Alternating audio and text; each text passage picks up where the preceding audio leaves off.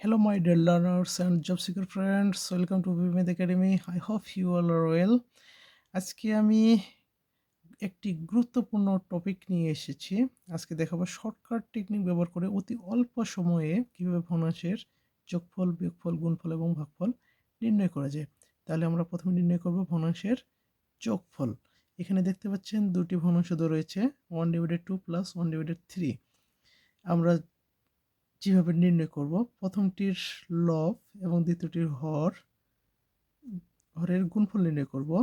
1 গুণন 3, প্রথমটার হর দ্বিতীয়টির লবের গুণফল নির্ণয় করব। 2 কে 2, এই দুটি কি করব, যোগ করব।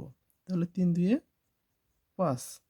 আর ভগ্নাংশ দুটির যে হর দুটি রয়েছে ভগ্নাংশগুলোর এইগুলোর কি করব, গুণফল নির্ণয় করব। 3 2 6, এটি হলো আমাদের কাঙ্ক্ষিত অ্যান্সার।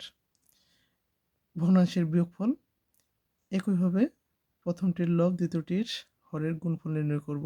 3 কে 3, আবার প্রথমটির হর দ্বিতীয়টির লব গুণফল 2 কে 2, গুণফল দুটির বিয়োগফল নির্ণয় করব। 3 থেকে 2 বাদ দিলে হয় 1, হর দুটির গুণফল নির্ণয় করব। 3 2 6, এটি হলো আমাদের অ্যান্সার।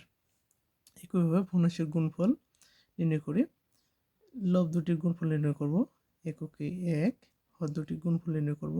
3 2 6, এটি হলো অ্যান্সার।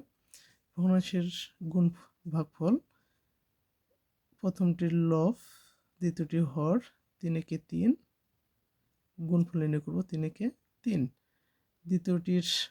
প্রথমটির হর দ্বিতীয়টির লব গুণফল 2 কে 2,